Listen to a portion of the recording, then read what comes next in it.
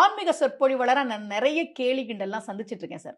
ஏன்னா நம்ம நாட்டுல வந்து புரட்சியாளர்னா கடவுள் இல்லைன்னு சொன்னா நீங்க ஆமா, புரட்சியாளர். ஆமா. கடவுள் இருக்கிறாருன்னு சொன்னா நம்ம தேவாரம் பேசினா நம்மள வந்து கேலி தான் பண்ணுவாங்க. ஊர்த்துவ தாண்டவம் பத்தி ரொம்ப அசிங்கமான ஒரு கதையை எல்லாருமே சொல்றாங்க சார். என்ன சொல்றாங்க தெரியுமா? சிவபெருமானுக்கும் பார்வதி தேவிக்கும் காளிக்கும் நடனம் நடந்தது. சிவபெருமான் கால தூக்கி தலையில வச்சார். உன்னை பார்வதி என்னால அப்படி பண்ண முடியலன்னு வெக்கி நின்னா. இந்த ஒரு கதையை சொல்லிட்டு இருக்காங்களா சார்? இந்த சம்பவம் நடந்தது திருவாலங்காடு வட ஆரணேஸ்வரர் கோயில்ல. அந்த கோயில்லயே இப்படிதான் சார் கதை சொல்றாங்க. சிவபெருமான் அப்படி பண்ணுவாரா?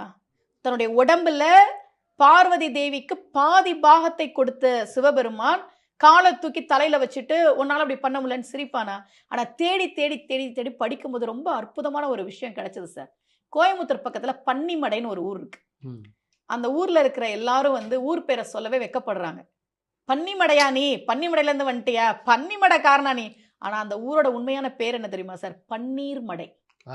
பன்னீர் போன்ற நீர் பாயக்கூடிய ஊர் அந்த ஊர். பன்னீர் மடைய பன்னிமடைன்னு ஆக்கிட்டாங்க. என் ஊர் பன்னீர் மடைன்னு எனக்கு தெரிஞ்சாதானே சார் நான் பதில் சொல்ல முடியும். எனக்கே தெரியலனா இப்படி. அப்படிதான் ஊர்த்துவ தாண்டவம் பத்தி எல்லாரும் எதோ சொல்றாங்க, நமக்கு பதில் சொல்ல தெரியல. திருப்புகழ்ல அருணகிரியார் பாடுறாரு சார். அபின காளி தானாட, அந்த பாட்டு பாருங்க. அதல சேடனார் ஆட அபின காளி தானாட என்ன சொல்றாருன்னா, சிவபெருமானுக்கும் காளி தேவிக்கும் போட்டி நடக்குது. ஆனா அவ தனியா ஆடல, அர்த்தநாரீஸ்வரர் தான் 2 பேரும் ஆடுறாங்க. இந்த வார்த்தை சொல்லுது அபின காளி அப்படின்னா சேர்ந்து ஆடுற. பின்னம்னா பிரிஞ்சிருக்கு சார். இப்போ ஒரு சிலை வந்து உடஞ்சிருச்சுன்னா பின்னம் ஆயிருச்சுன்னு நம்ம சொல்லுவோம். அபின காளின்னு தெளிவுபடுத்திட்டார் அருணகிரியார். அபின காளி தானாடனா காளி சிவபெருமான் உடம்புலயே தான் சேர்ந்து ஆடிட்டு இருக்கா. அப்படி ஆடிட்டு இருக்கும்போது தக்ஷன் நிலாவுக்கு சந்திரனுக்கு சாபம் கொடுக்குறான், நீ தேஞ்சு போகணும்னு. அந்த சந்திரன் சிவபெருமான் காலில் வந்து உழுறான்.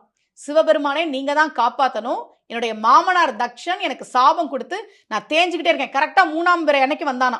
அந்த 3 நாள் இன்னும் கொஞ்சம் தேஞ்சா அமாவாசை.